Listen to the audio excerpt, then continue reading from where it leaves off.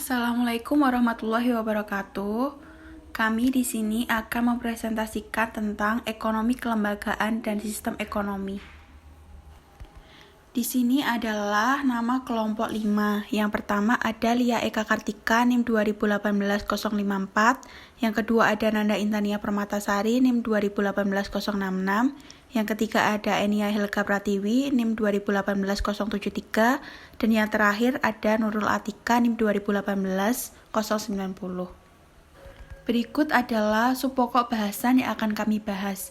Yang pertama ada kapitalisme dan sosialisme, kelembagaan dan demokrasi, perubahan kelembagaan dan pembangunan ekonomi, dan yang terakhir adalah masih adakah tempat untuk negara. Ekonomi kelembagaan, ilmu yang digunakan untuk mengkaji secara teoritis realitas sosial yang ada. Karena hal tersebut, ekonomi kelembagaan harus memasukkan semua aspek ilmu sosial, baik ekonomi, politik, budaya, dan lain-lain.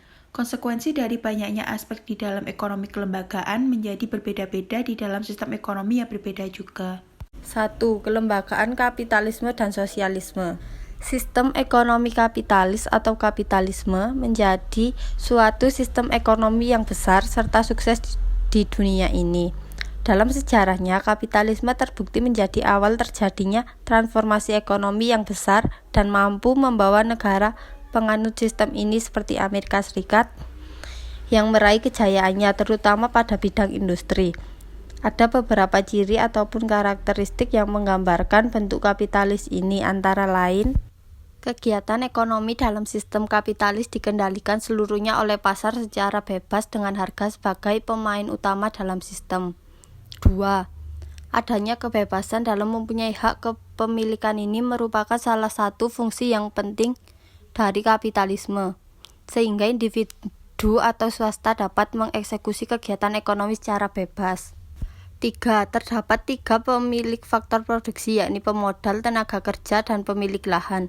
Dalam kegiatan ekonomi, para pemilik modal akan mendapat profit, tenaga kerja mendapat upah, dan pemilik lahan akan mendapat hasil dari sewa. 4.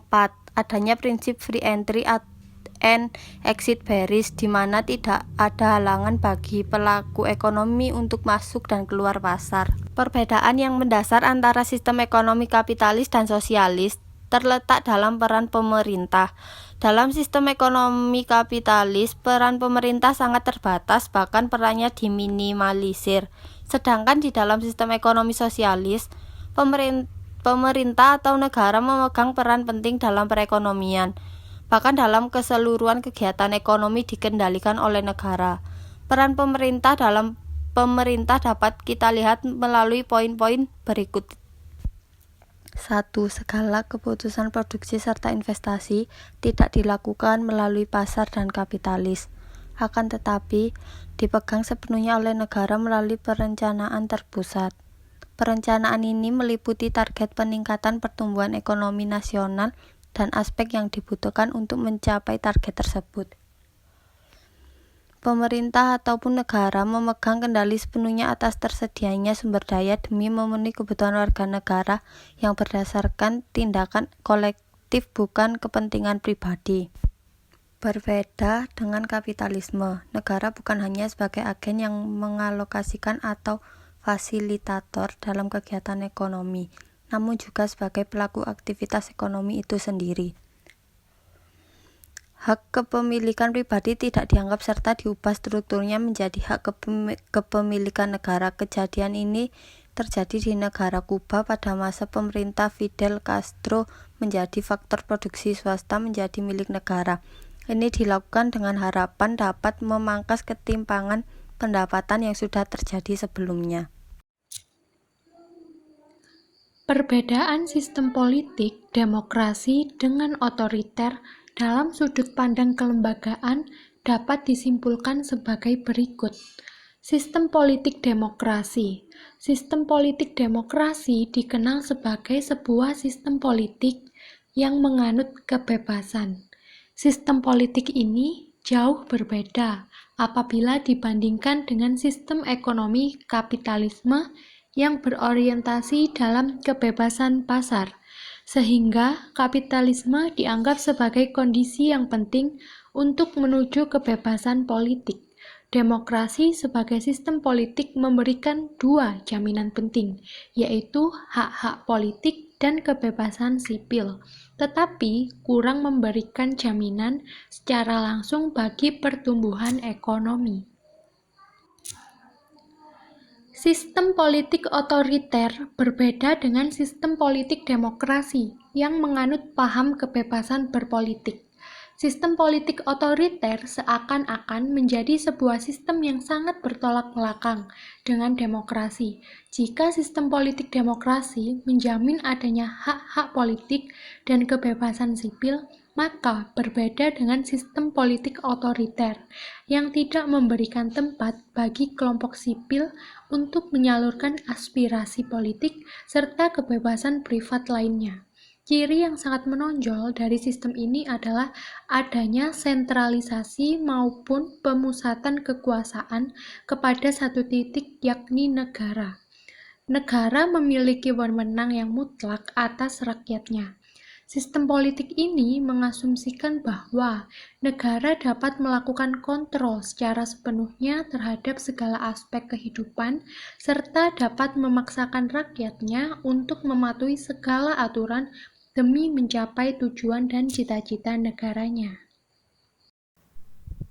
3. Perubahan kelembagaan dan pembangunan ekonomi. Hasil dari penelitian memperlihatkan bahwa pendapatan per kapita awal yang tinggi tidak memberikan jaminan bagi kinerja perekonomian yang bagus dalam jangka panjang. Sebaliknya, negara-negara pendapatan awal per kapitanya tidak terlalu tinggi tetapi memiliki keunggulan dalam menjamin hak kepemilikan, menegakkan sistem kontrak, dan administrasi publik yang tidak efisien justru menghasilkan kinerja perekonomian yang menonjol. Contoh mikro tentang pentingnya kelembagaan dalam pembangunan ekonomi bisa dianalisis sebagai berikut.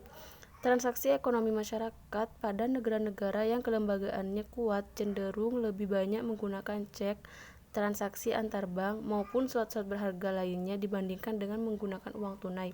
Tetapi sebaliknya, dalam sebuah negara yang sistem perbankannya rapuh, akan sangat sulit bagi setiap individu untuk memakai instrumen itu untuk melakukan transaksi karena adanya ketidakpastian.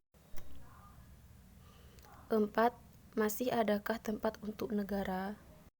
Mazhab neoklasik mengizinkan peran negara dalam perekonomian jika terdapat kasus eksternalitas dan barang-barang publik.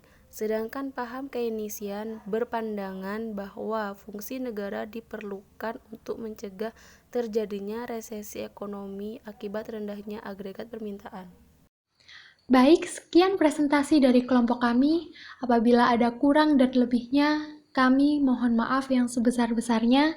Jika ada pertanyaan, dipersilahkan. Terima kasih. Wassalamualaikum warahmatullahi wabarakatuh.